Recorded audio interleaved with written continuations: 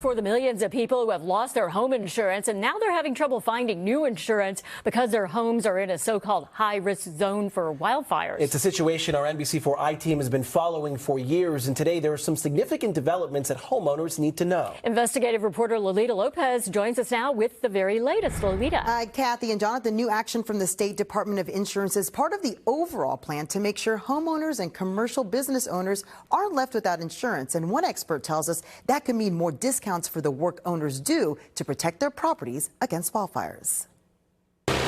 Tree trimming, brush clearing among the steps many property owners in California have taken to protect their homes and businesses from wildfires. These mitigation steps must be taken into account by insurance companies writing policies in areas deemed high risk for wildfires, according to a plan by the California Department of Insurance. This week, the department added to that plan, which would increase policy writing in certain distressed areas. Considering that your home is, probably the most important purchase of your entire life, to find out that you can't get it insured is kind of crazy. As the I-Team has been documenting for months, homeowners have found themselves being dropped from their insurance policies for various reasons and forced to turn to the California Fair Plan as their only option, instead of the option of last resort as it was intended, according to the Department of Insurance. The state has now created this first ever wildfire risk map to show where insurance companies need to increase coverage, including parts of Los Angeles, San Bernardino, and Riverside counties.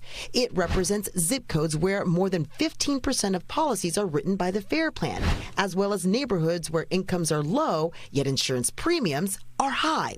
And that's where, under the new guidelines, insurers will have to increase the policies they provide. Implementing these changes is expected to happen by the end of the year. Similarly, there is a trailer bill that's being attached to the California budget that the governor is looking to sign, which would actually put part of these plans in effect immediately. Karl Susman is an insurance agent with decades in the industry and tells us insurance companies will also be allowed to use what's called catastrophe models to determine rates for individual owners, so there's no blanket one-size-fits-all cost. It's a good thing because it's going to enable consumers to know if they're in a higher risk area than they thought. And they'll also be required, they meaning the insurance industry, to provide steps that the consumer can take to make their home less likely to burn. How are we going to enforce these changes and make sure that insurance companies do what they need to do and homeowners get what they need? Another great point. It's actually in the regulations, which I don't think I've seen in the past. They're actually going as far as saying what type of documentation needs to be maintained, in what format, and for how long. What advice do you have for property owners who are having a difficult time finding insurance?